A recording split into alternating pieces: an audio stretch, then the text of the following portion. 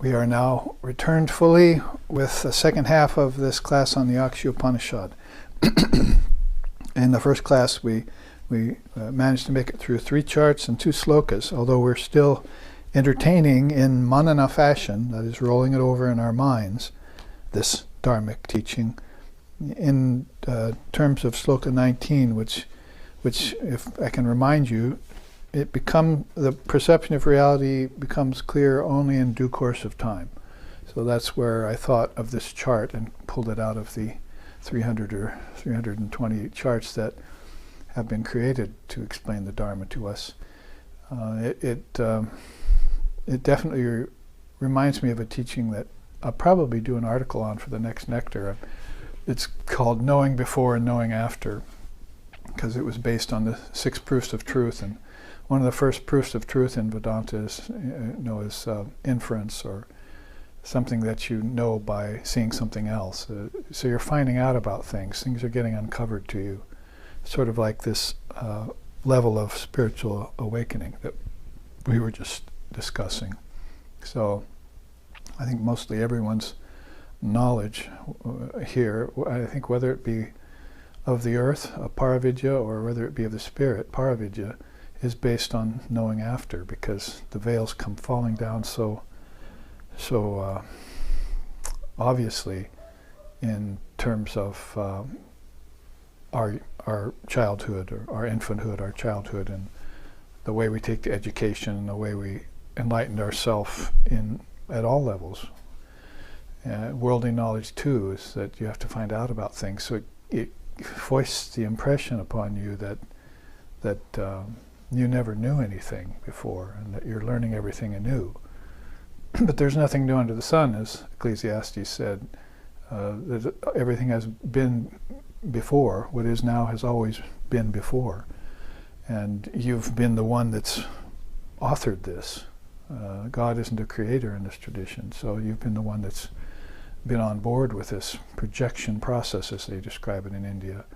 So you're uncovering knowledge. Pretty soon you'll know after the fact. You'll look back and you'll say, I always knew that. But in the meantime, you say, I'll never know that, or I have to know that. But it's only after you know the thing you realize that you wouldn't have known it if it hadn't have already been in you. So all knowledge lies within you, the kingdoms of heaven lie within you. All those statements take on a deeper significance to the spiritually awakening soul. The Buddha, he's the awakened one, he said, I am the awakened intelligence, which is that word Buddha or Buddhi. So knowing before and knowing after is unfortunately one of the concomitants of life in this world. And none of us know anything at the time of our birth, and then we find out. But we do have on record great souls like as recent as Swami Vivekananda and Swami Adi Shankaracharya back in 700 AD, and his line of teachers who awakened to all this knowledge when they were in their early teens. They say that Shankara actually had remembered all the knowledge of the Dharma when he was 8. So we know that that's just a matter then of uncovering something that's been covered. So the covering power is individual, collective, and cosmic, all 3. It's a wool pulled over our eyes, and whether we pull it over our eyes, which happens in the case of our individual self, or whether whole societies or whole worlds, whole lokas, whole bardos, whole spandas, whole brahmandas get into the form by covering things over. Life couldn't go on without covering power. And then, of course, covering power, the problem with that is that it's distorted something, that it's making something look other than what it is. So this is the reasoning of the proofs of truth, to try and dissuade people from the idea that ignorance is somehow real, and that darkness in a cave doesn't go away, when you bring a torch in, that sin is real, and all these kinds of things. We got rid of them by our own self-effort, but actually that self-effort we call sadhana, and you'd be surprised how quick ignorance goes away when you put it into operation. It's as if it was just waiting to disappear, like a thin veil of clouds in front of your perception. So this is what we're talking about. One's perception of reality becomes clear only in due course of time. That's knowing after. In the meantime, you have to know before, and you don't, basically. There's a covering power called Avarana Shakti that's a part of the teaching of the tradition of Dharma. That's the covering power that just naturally falls over when name, form, time, space, and cause and effect are in effect. It's just a natural thing. Like Sri Ramakrishna illustrated it by the scum on the lake. He told his student, watch this, and he parted the scum on the lake, and they could see themselves, and the scum came dancing back, and green scum on the lake. So he said, there's the nature of covering power right there. Name and form, that's its business. And if you give that business a sentiency, then you're in trouble. Like if you think the devil is real, or sin is real, or ignorance is real, when it never was the case. You invented these things, and that's your contribution to the covering power, you see. There's a cosmic covering power which you have to exercise self-effort to get rid of. And all the seers will attest to that. Oh yeah, I put forth the self-effort and grace came forward. The two were hand in hand. The wind of grace is always blowing, but you have to raise your sail to catch it, Ramakrishna said. So if that's the case, I should be engaging in self-effort every breath, every day of my life to keep the vision of reality here, especially here, pure and open to me, you see, clear, not Bhranti Darshana, you see, which was back here, wasn't it? Bhranti, but Alochana, deep thinking and perception. So that's all about this shift that you make in stages, in gunas, or in qualities. I mean, basically I used the three things and put them together in this chart. There are songs sung about it too that we like to offer in terms of this problem of the three gunas, the lower gunas. We sing.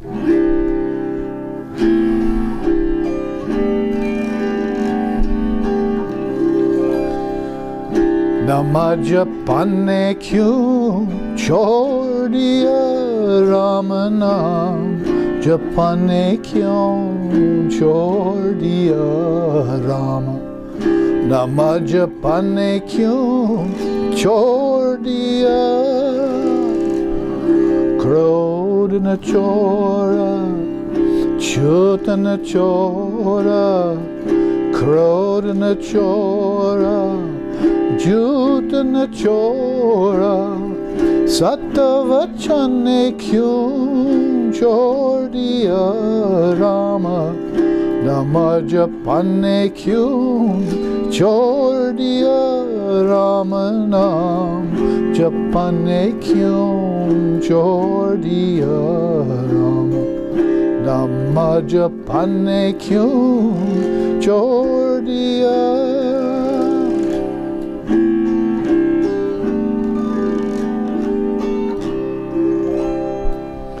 He says, he's talking to his mind. He says, tell me, O mind, why have you given up uttering the holy name of Ram?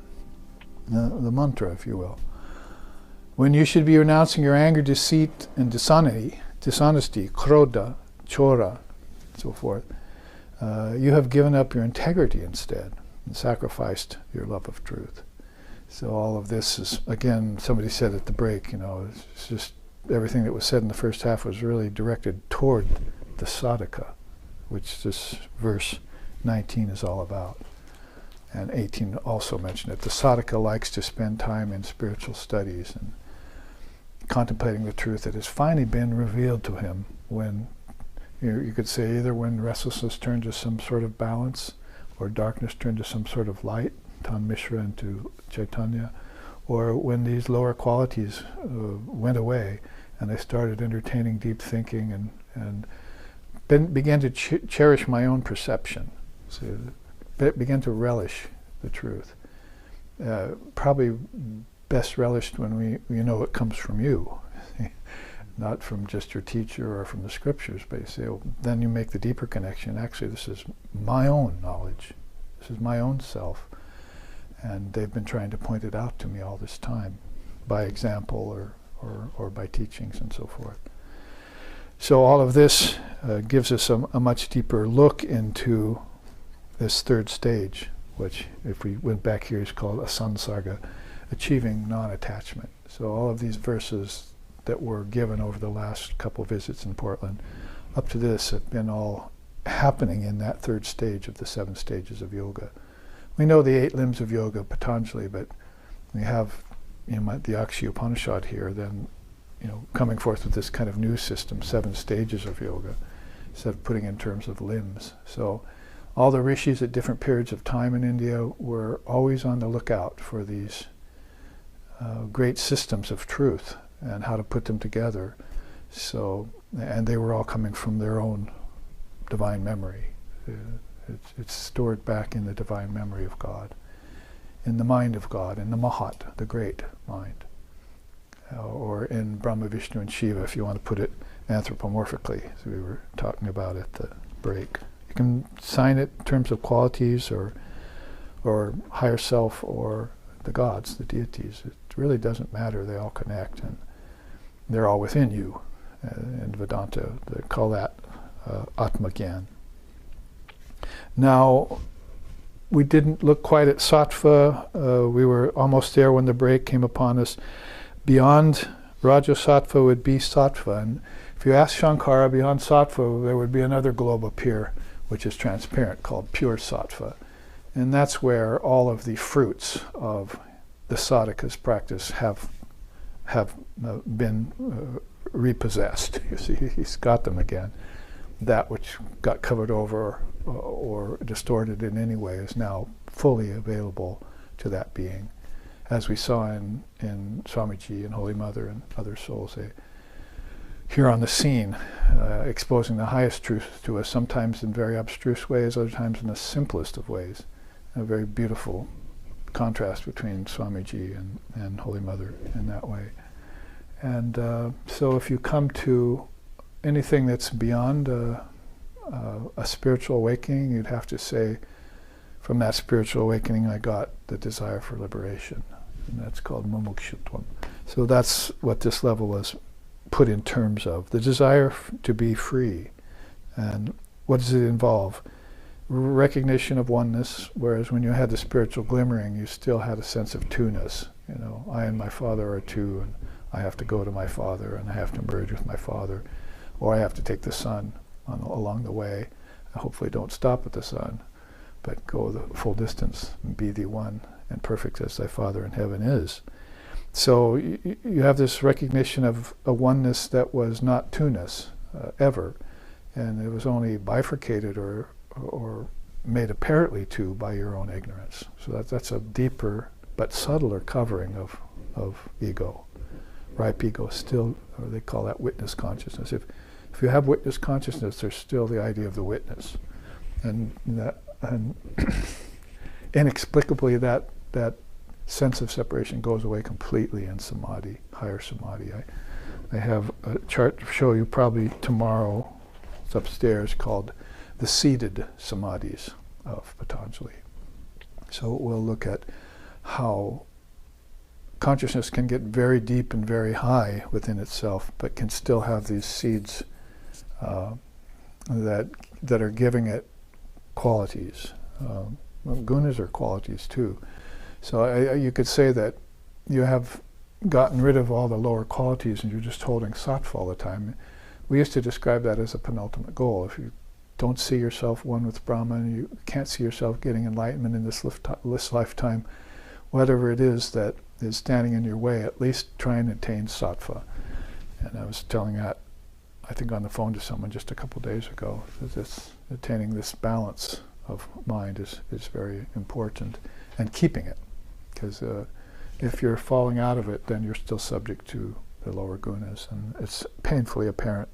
It becomes more painfully apparent when you're here, because you didn't know there was anything higher in darkness. So when you had a glimmering of light come, you go, wow, what a boon from God, or wasn't that great? You see, you're not saying Thank you, self, for revealing yourself to me, or that truth was always there, I didn't see it.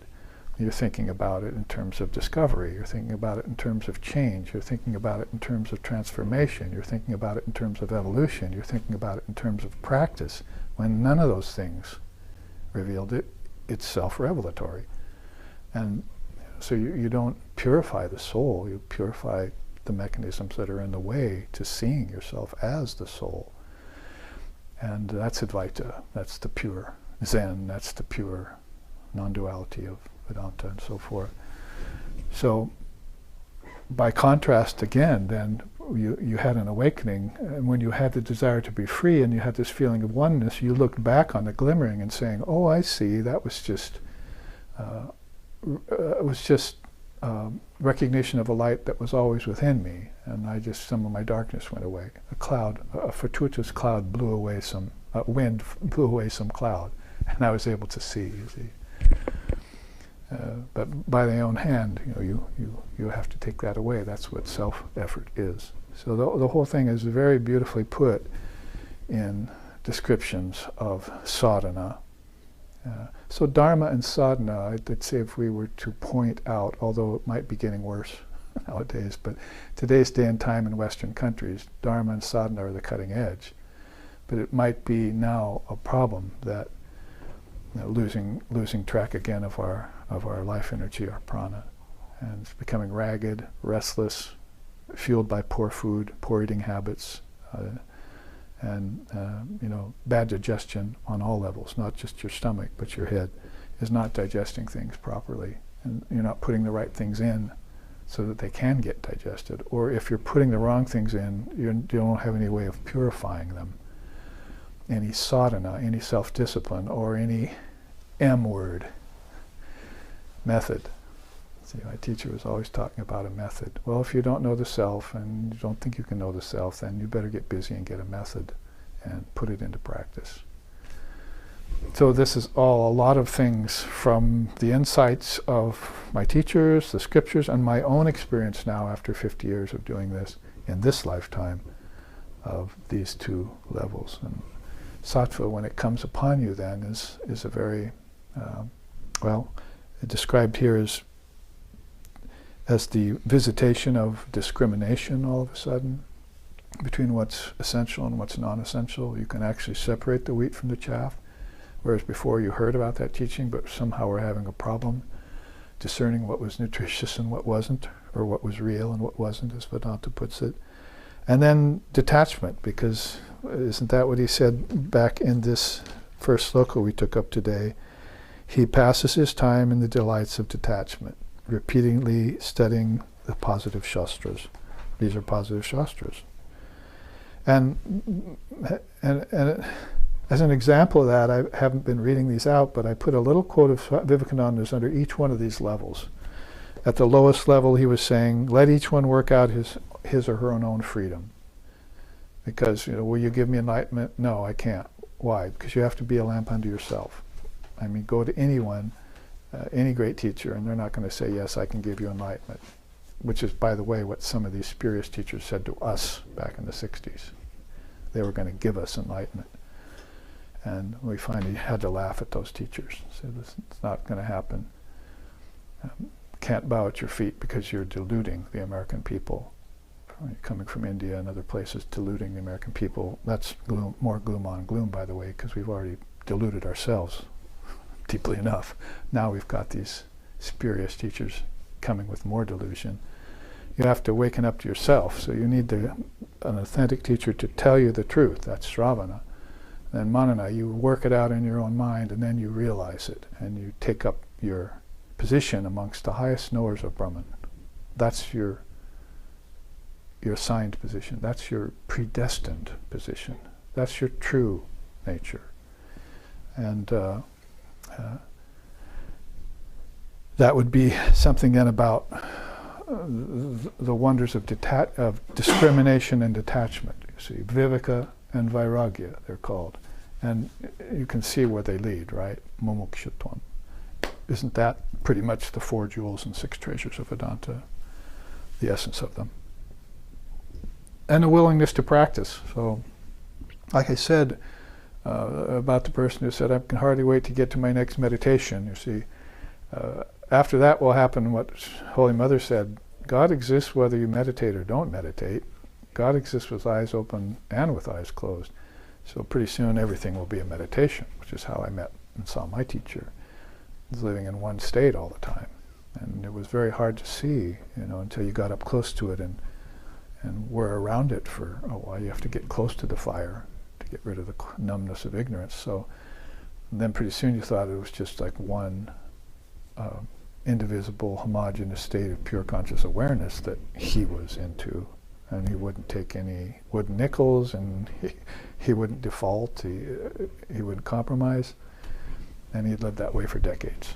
So that inspires you then to practice, and then the willingness to practice turns into how to say it. I mean, spiritual life is life.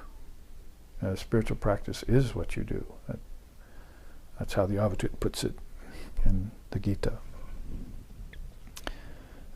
So as far as all that translates over into this graph, we see that it has a lot to do with perception and adhigama, attainment. So it's a higher attainment that you've reached, all based around clarity of mind. It's a nice word, prasanna. The people in India named that I know. Their parents said, I'll just name you clarity of mind, you see, because I hope you get that sometime in your life, in this day and age. So clarity of mind, and also then niskampana, stability. We call that abiding in the Atman. Once you arrive back there after you've taken this dream journey away from it, then you just naturally then abide with it, and you say, what was that strange dream I had called birth, life, and death? Hopefully repeat it over many times. Why did I go through that? You see, I'm back to my stable position, and I never was born. You see, I never did die, which is how Shankara put it.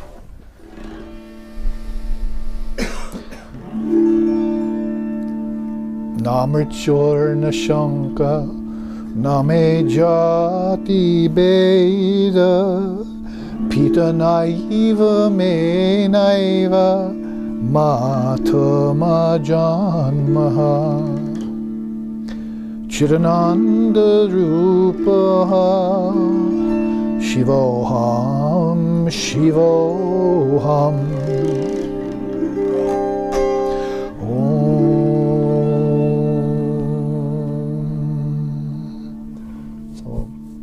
Namrichor, Nashanka, Name Jati Beda. Just words.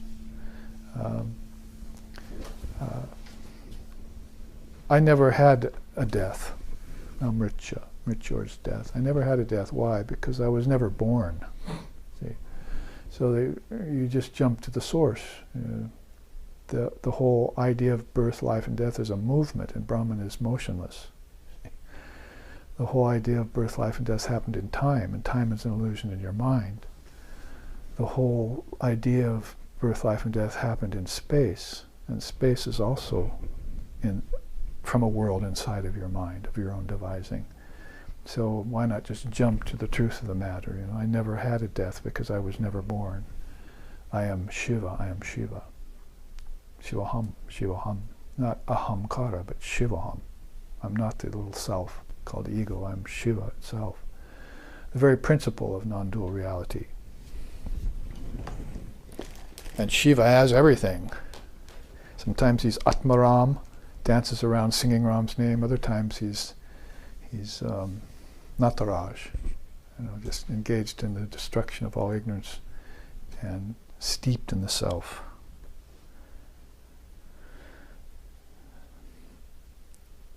I think that pretty much says it. There's one more entry at the very top here called Samasti Chitta. I put it in because Sri Ramakrishna and others back in the bookends of time, the other side of the bookend, back in the history of India, are talking about that word sama or samata or samasti or samadhi, whatever sam you want to put in front of any other verb is or any other syllable is all about getting a universal mind again. When we were reading the gospel before live streaming audience joined us before class today, we were hearing about Sri Ramakrishna talk about that universal mind. He says, well, here at the Brahmo Samaj, I heard you put a sign up. See, a sign up said, if you're not of our faith, you can't come in. He said, this is narrow. Why are you doing that? Everyone should be able to come in. This narrowness is a great blight on religion. You should be sharing what you know with each other. And it shouldn't even be myism or yourism or anything like that. We don't mean this in a sense that we, like some of the pop singers out of the 60s, well, no religion and all that nonsense. We have to understand each religion. Vivekananda said, we should do away with the Gita, we should do away with the Bible, we should do away with the Quran, but not by just throwing them out, but by studying them and knowing them completely. And why is that? Because those came out of our mind.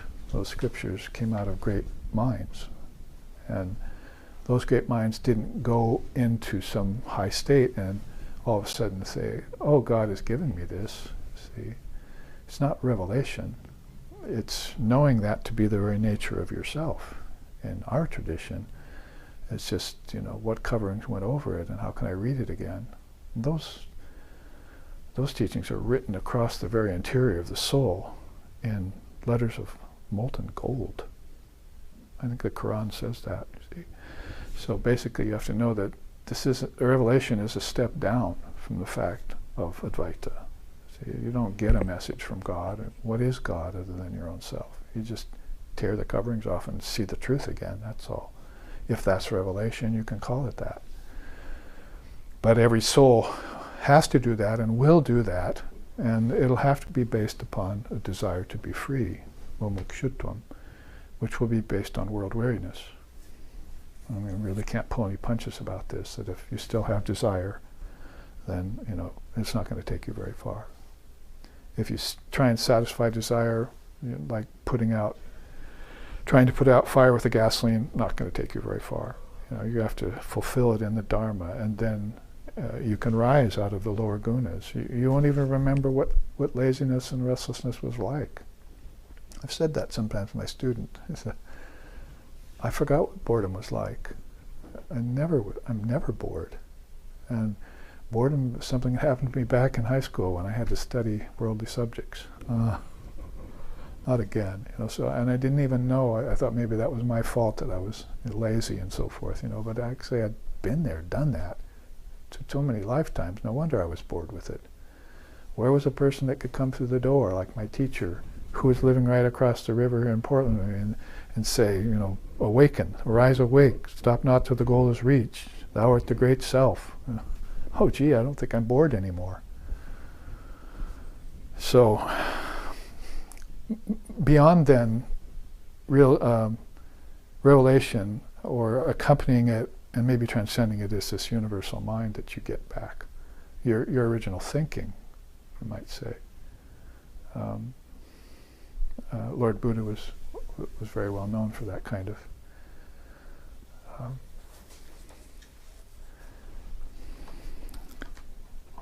what word to put on it, but samasti citta, this universal mind. And of course bliss comes from it. Or bliss is the source of it all. So to finish up, unwrapping Sloka 19, let's look at another way of saying it. I've called this the 9 steps to perfection. We haven't taken it up very often, but with this new colorization for it, it would be a way of saying. And probably good for our intelligence to think of it this way. First of all, Sri Ramakrishna says at the bottom, one attains to perfection by going beyond the universe and its created beings conjured up by Maya.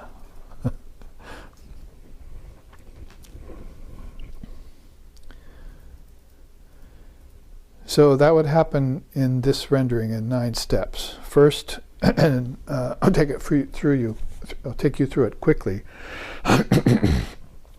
but you can see the reasoning power in it. Kapata means there's a deception. Like I said at the beginning of the class, there was a covering pulled over your eyes. There was a knowing after factor that you didn't know before. You were in darkness and you couldn't see your way out of it. So that's a kind of deception that's been brought about by the covering power of Maya, as he says here, plus your own mind's ability to remain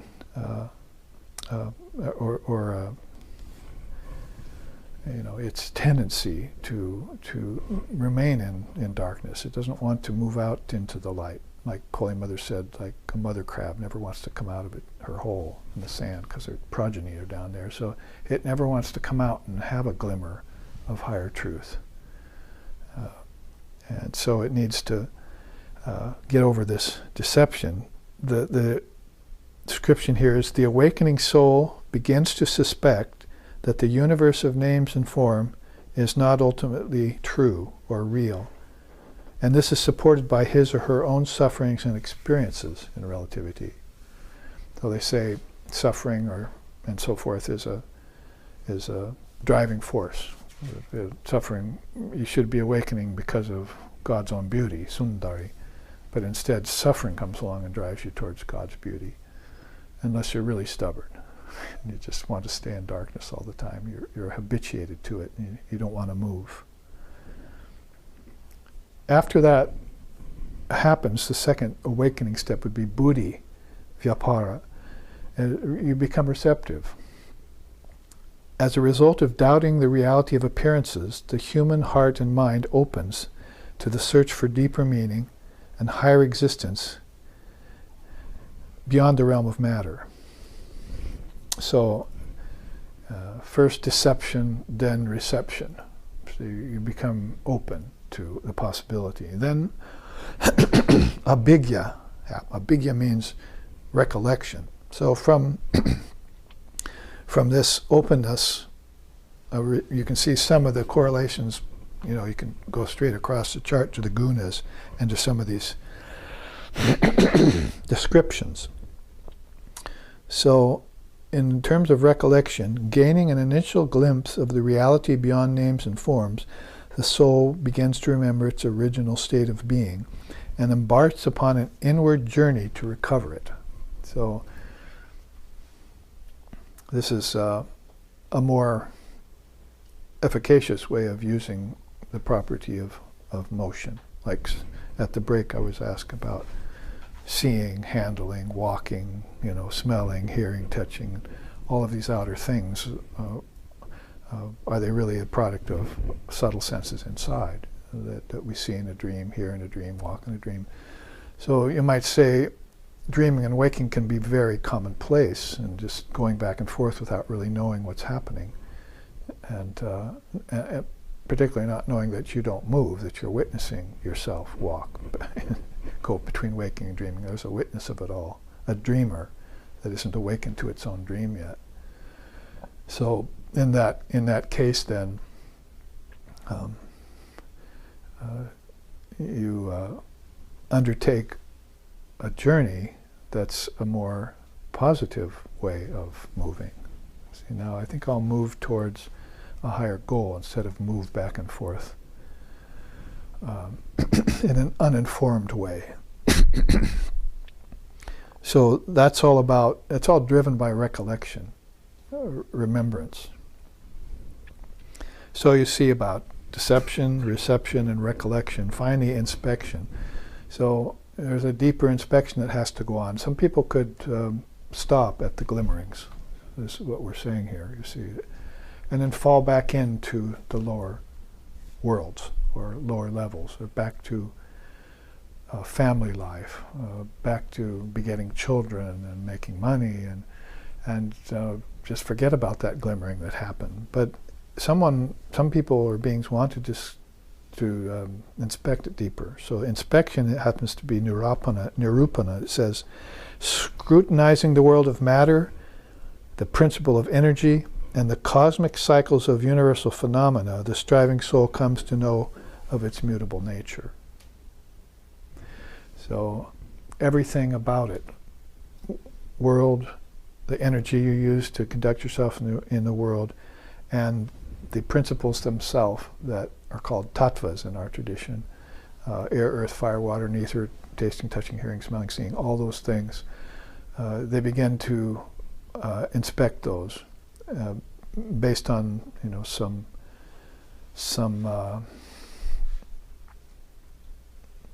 suspicion that a ruse has been pulled on them, or they've actually pulled a ruse on themselves, but they can't blame it on God or devil.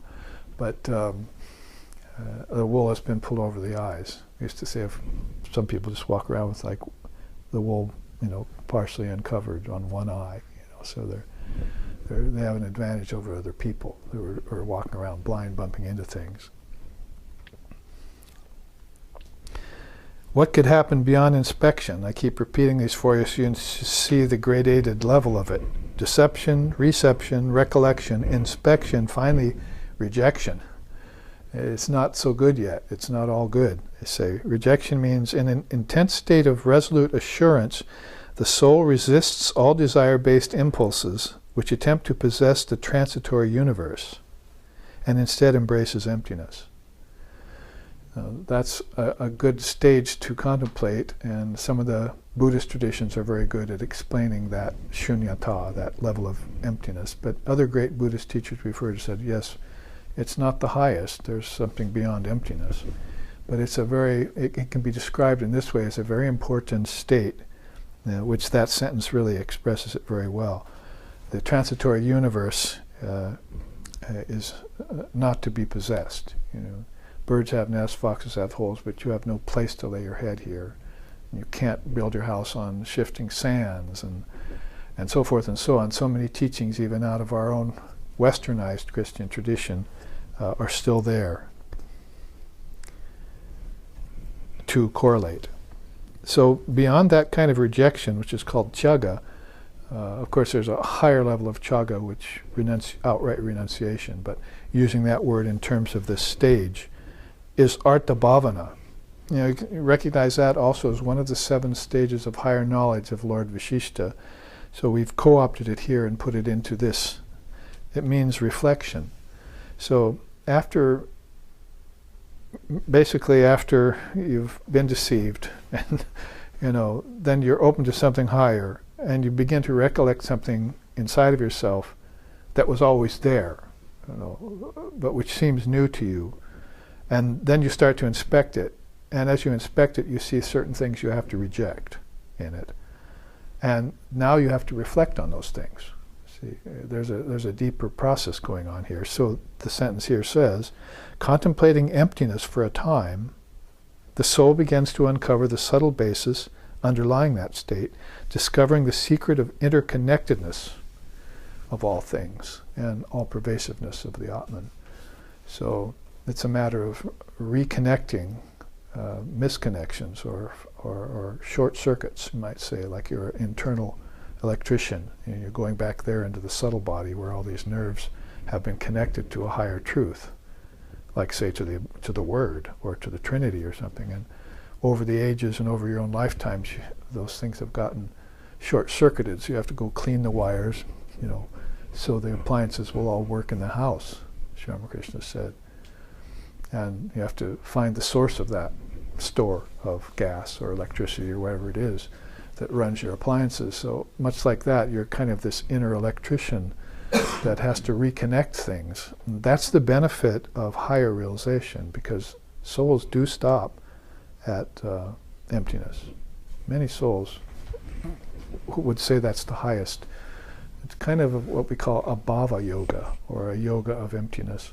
It's a very high state. But the benefit of, say, being a bodhisattva in Buddhism or a jivan mukta in Vedanta, of helping other souls get out of the illusion of finitude, as our founder Lexikson put it, pull themselves out of that illusion, is that when you go deeper, then you can see the sources to all these things, that they're all interconnected. And you don't jump steps or stop short of highest realization. Seated samadhis, like I'll show you tomorrow, are very important, but to get all the way to asampragyata or nirvikalpa erases time and erases the seeds in deep sleep. so that you're then back to abiding, see, in the highest state all the time. There's no more default zone. There's no more falling down. You've reached the highest and you prefer it and you stay there. That's stability, isn't it?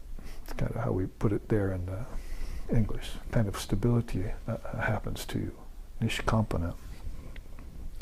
And when we saw that in our teacher, Swami Sheshananda, we wanted that. How does he keep his torch lit? We were saying, like that.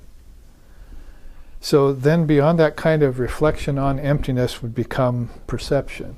And you might say this spiritual perception that's getting rid of pretense and getting rid of sense enjoyment and desires and all that is beginning to take over the field. And you're going with it. In our tradition, really, we'd call that Divine Mother Power or Shakti. We'd trace it and connect it, talk about interconnection to her. It would be like going from her outer city again to her inner city, and knowing what you got when you got the mantra, and knowing what worlds are available and open to you at a higher level of your own consciousness, that all knowledge lies within you and all worlds are also within you. These are the connections that are being made. So that's called upalabdhi. And it says here, perceiving the truth of existence, that is the foundation of mind, life, and human beings, the soul remains enthralled with it and abides in a state of peace and subtle bliss. So you've traded in your moha, your enchantment with the world of name and forms, for this enthrallment with divinity. And for a while, it's true, you may see the divinity in your teacher, you may see the divinity in the rishis and the seers and the avatars and so forth. And more you want it for yourself.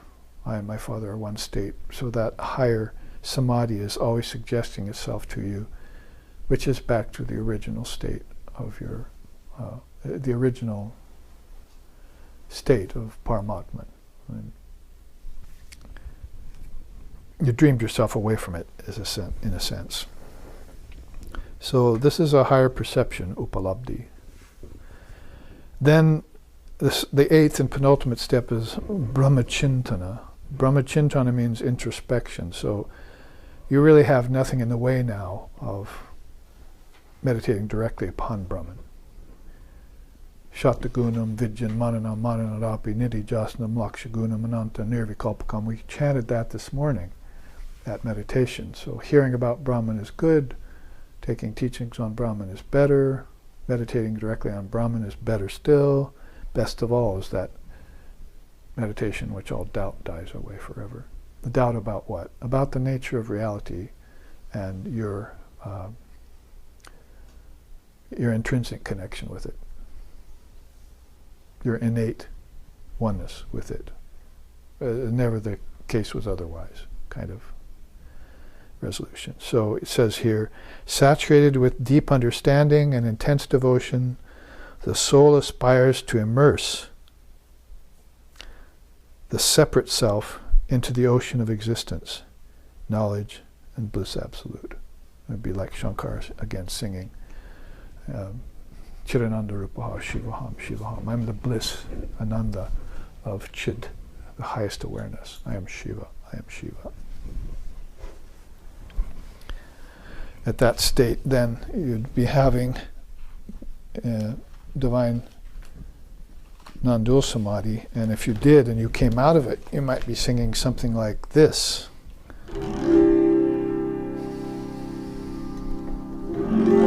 Jo kucha hai so tu hai तुझ से हमने दिल को लगाया एक तुझको अपन पाया एक तुझको अपन पाया जो कुछ है सो तू है तुझसे हमने Dil ko lagaya, dil ko lagaya. Jafar, beautiful realized soul who sings this. I finally understood, O Lord, that everything exists in Thee. Every heart is ultimately united in Thee. Nothing exists but Thee. Your grace has returned me to my eternal abode, and your love has permeated my heart. Indeed, is there a heart which exists that is devoid of Thy love, when nothing exists but Thee?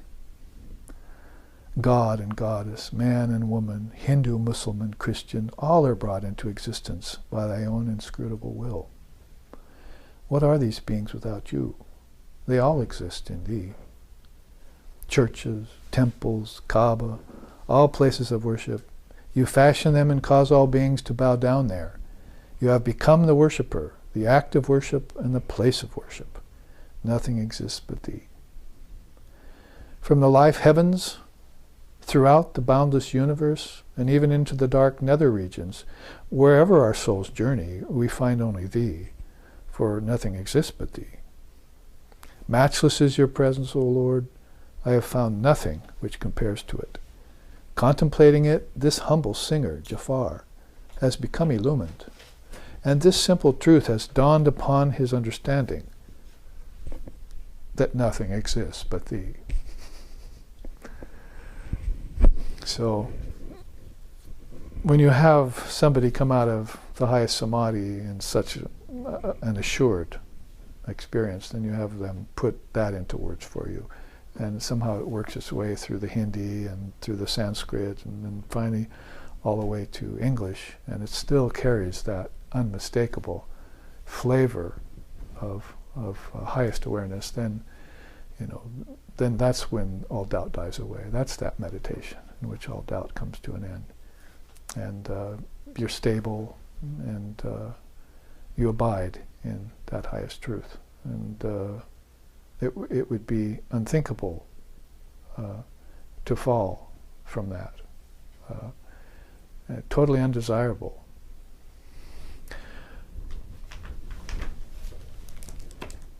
And whereas the whole thing started off with desire, then you had a long way to work your way back to a desireless state again. You shouldn't have had to have done that, see. When ignorance wasn't real, darkness wasn't real, and so forth. But so then you can see how this, you could say, is a very slow method. This isn't. This is Atmagyan. This is Jnanam.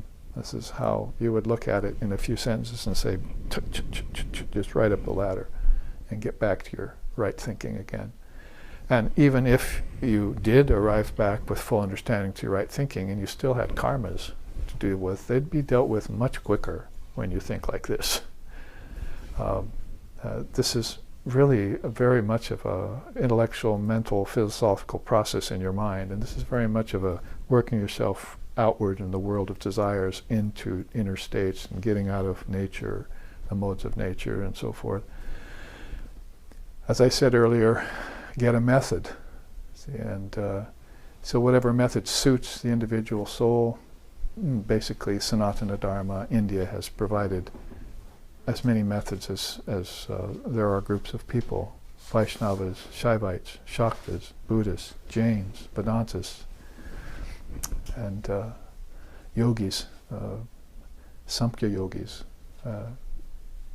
all left behind their impress on this great Sanatana Dharma, which is the eternal religion of the rishis. It exists all the time, and although it could fall into periods of covering power and need to be brought forth again. When we bring that forth, we have to remember that is it revelation, or is it just seeing everything as you should see it always? So I think I feel satisfied that I've done that sloka 19 of the Akshi Upanishad some justice here. I'll read it again to finalize it. One's perceptive of reality excuse me, One's perception of reality becomes clear only in due course. The enlightened one reaching the third stage experiences this for himself. So that third stage, again, according to Samkriti, as he heard it from the sun god, is non-attachment. A mature non-attachment that doesn't allow for falling back into old ways of thinking or old ways of possessing, old ways of acting. Sloka 20, as we actually make our way, it's 3 slokas in one class. Amazing. Non-attachment is of 2 kinds. Okay, so we said the third stage is non-attachment. So he says now, non-attachment is of 2 kinds. Listen to the distinction as it is being drawn. This non-attachment is of 2 kinds, one general and the other superior. Okay, well, that's an easy sloka. We did it. 21. The general non-attachment is non-involvement in objects. It's based on the perception, quote, I am neither agent nor enjoyer, neither the sublator nor the sublated. And everything, be it pleasure or pain, is fashioned by prior deeds, or everything is under the sway of the Lord. I do nothing in regard to it. So prior deeds are being worked out in that lifetime in a very careful way with, back to the karma yoga, right? Being very careful of how one acts and what one initiates and how one thinks and so forth. And then otherwise it's all the grace of the Lord that you can just watch unfold, you see, every day. It's an unfoldment of God's grace when you're living in that city of Tripura, the beautiful city of eternity, and that even the change is beautiful inside of changelessness. The imperfections have a meaning inside of perfection.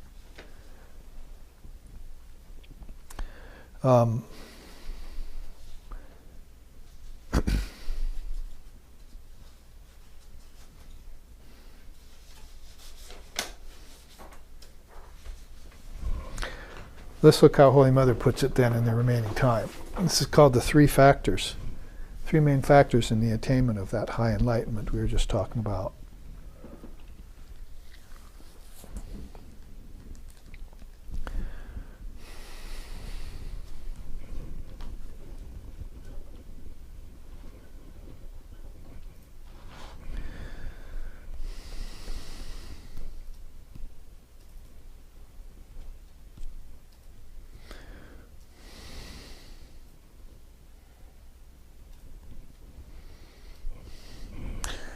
Those are karma and sadhana and time, or kala, if you want to put it that. You can see them there. She made this statement, human being, today it is, tomorrow it is not. No one will accompany a person after death. Only action, good and bad, will follow after death. So we have to make sure our karmas are neutralized. And that's the first factor in the attainment of enlightenment. If you want to look at pretty much the seed essence of the whole thing, you have to look at your actions, and good and bad and mixed would probably be good to put that in there too. Krishna teaches that in the Gita. And then make sure that you leave these affairs all in order by the time you're passing from the body. No regrets, no doubts, no fears, all that kind of thing. As Kabir says, we sang one of his songs earlier, or heard it in the gospel, make sure you live in such a way that everyone will recite your virtues at the end of your life, and that you, like a Zen Roshi, can walk across rice paper without leaving a wrinkle. You left a clean slate behind. My Swami's teacher really means that, a Sheshananda. No residue is one way of saying that.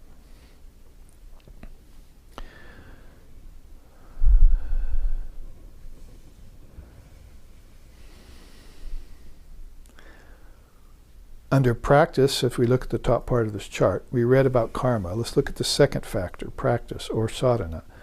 Through spiritual practices, the ties of past karma are cut asunder. But realization of God cannot be achieved without ecstatic love. Do you know the significance of japa and other spiritual practices? By these, the dominance of the sense organs is subdued.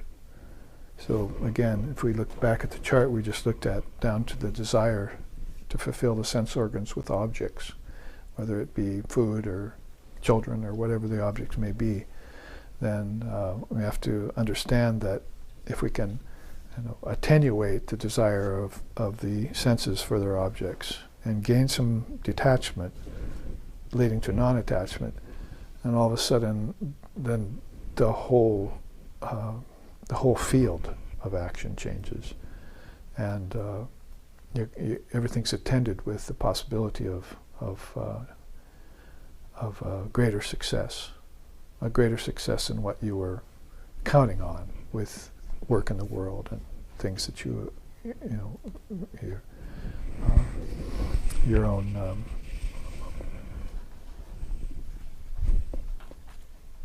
work will bring you.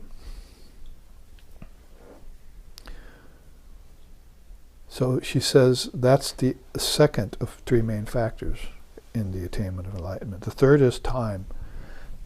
Well, we were just talking about that, how quick it can be a method or how slow it might take.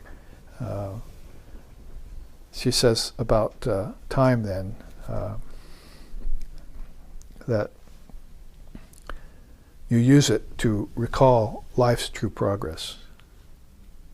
You go on retreat and pilgrimage. You use it to seek out a spiritual path. You use it to find an adept teacher. Select an ishtam or a chosen ideal. Take final refuge in God and fulfill all desires in the dharma. So these are things that she brings out in her teachings about the best use of time, kala, or kalas. Kala as a principle, kalas as phases inside of it. So most people will be aware of the phases of time in some way or another, whether it's down to days or months or minutes or seconds. In the case of a speed runner or something, it's like seconds. You trim seconds off of it. But the idea of time being an illusion never occurs to anyone. So the great thinker, Alochana, the great pretender, the great enjoyer, and so forth, has had this idea that time is flowing on in the mind only, because when I go into deep sleep it stops, and when we go to death it stops, when we go into samadhi it definitely stops. So how real can it be? So the default zone might be I should renounce it and get up and out of time. That's Lord Buddha's last teaching, is get out of the river of time and sit on the banks.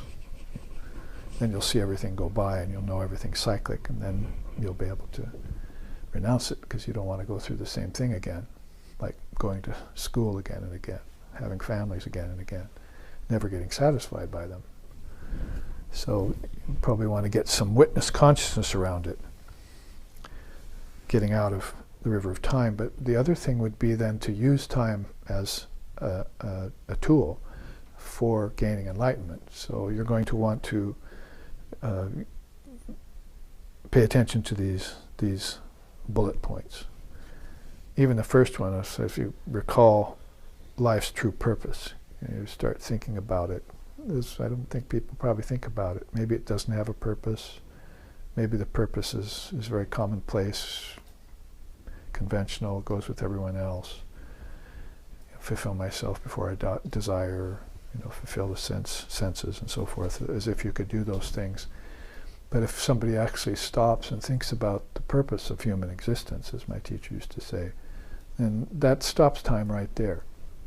There's a song in India called, one of the lines says, practice meditation and cut time down. So in meditation, you take time under your own auspice, see. And at first it might not be all that comfortable. It might seem like you're in a kind of darkness. Why am I closing my eyes? And all sorts of things might rear themselves up. Old memories, bad dreams, attractions and desires, vibrations of all kind. Vrittis, yoga calls them. But as you watch them, then they start to subside, and then there's this emptiness again behind them. So you might be the use of time might be describing these first 4 steps here, as you take time to realize that there's a deception. You become receptive to higher things, recollect, inspect. All of this is using time to your greatest advantage. So you might want to go on retreat or pilgrimage. While the getting's good, find a path and a teacher. That's the first thing any soul will do, whether they're illumined or striving. I was going to say whether they're illumined or not, but those who are not seeking a teacher. A guru is not popular here in the West, my teacher said. Why is that? Because the church has taken its place. You can't get enlightenment from a church. You can only get it from another soul. Who said that? Swami Vivekananda. You cannot get enlightenment except from another soul. So he tells you about it. Be a lamp unto yourself. It wakens you up and then shows you how to set your feet on the path. Otherwise, it's not going to happen through conventional religion. How many enlightened people are we seeing walking out of churches? And what do they do with their spare time? That might be another way of asking that question or making that point, right? What does the illumined soul do with his spare time? And what does the person who's pretending to be illumined do with his spare time? Can we go back to pretentiousness here and, other things? Inspect a person, and if they're going to the forest and reading the scriptures, you can pretty much be sure that they're on a path. And if they're reading the Gita for the first time, you know that they've found some light back inside of them. They're at some stage of inspection and reflection.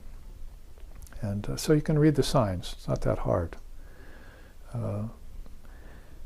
So anyway, finding a path and a teacher is this, important.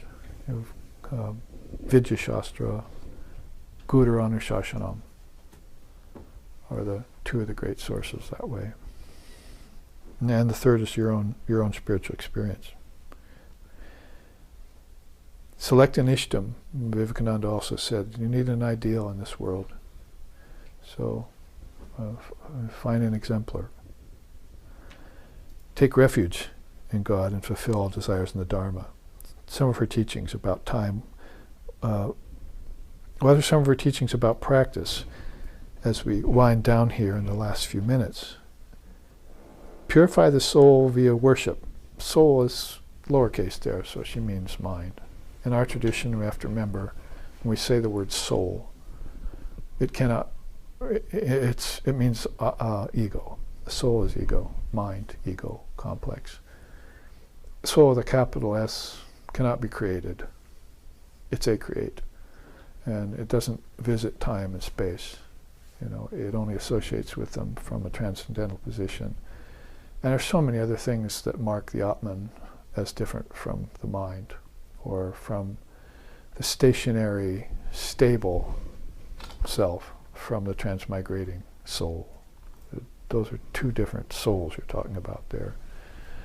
One's a composite of tattvas and various things that are changing and, covered and distorted and trying to get free if they're fortunate enough. And the other's just this pure, indivisible light of conscious awareness that's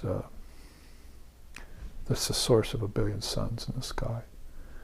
And why Samkriti went to the source of this Upanishad and asked him, tell me, you're the source of light.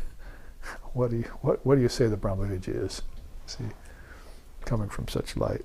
It's very, very beautiful. The Upanishads are poetic and musical and inspiring and philosophical. And it's got everything there.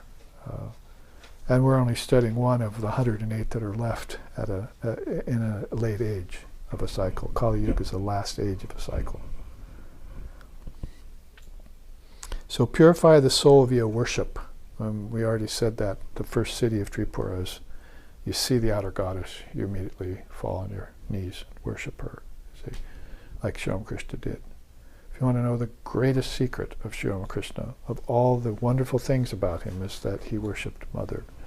and she favored him. You shall seek the mother first and foremost, you see. And Brahman will come after, because she's one with Brahman, like fire is one with its heat. Strengthen body and mind via yoga. That would be Ashtanga yoga in our case, or any of the yogas, like we're studying a 7-limbed yoga here, right? So we're taking Ashtanga yoga's way, third eye way, and 7 stages, due to Sankriti's inward journey to the sun god, Narayan, and finding out about it in a very ancient age. And now here it is back on us, thanks to Vedavyas, the father of Vedanta. Hone the intellect via study, which is in the last 2 slokas, both, about how important study is. You're studying here with me, if you just spend 3 hours today and 3 hours tomorrow with me here. And this is some deep study that has different dimensions to it than what you will do at home with a book on your own. There are advantages and disadvantages to both. You might not be disciplined at home. I'll think I'll just study a little bit, but here you've got you for 3 hours and you have to listen. Like when I go to the prisons and teach, I say, well, here's my captive audience. See, they can't go anywhere. They have to sit there and listen. And most of them like it. It's better than going back to their cell. Hear this person speak about something that they haven't heard in their whole life. See. So, hone the intellect via study. Memorize the scriptures. They should come rolling off your tongue. And you should be able to meditate on them. Manana. Inspire your meditations. Practice japa of the holy mantra, she says about sadhana, which would be the second city of Tripura, remember. You're involved in uncovering the second city of Divine Mother reality when you're doing the mantra. You should know that. You do the mantra for 10, 20, 30, 40, 50 years. You should know that all that time, it's not just a matter of when will I get enlightened. It's that you are uncovering, with every repetition of that sacred formula, more and more of her city. And you don't realize it until you're actually living in it and feeling bliss and feeling peace again, and your restlessness is gone and all of that. And so the fruits of spiritual life, store them up in heaven means they're happening back inside of you, and you're not really accounting for them. They're not easily accounted for because they're not external fruits. But you should have that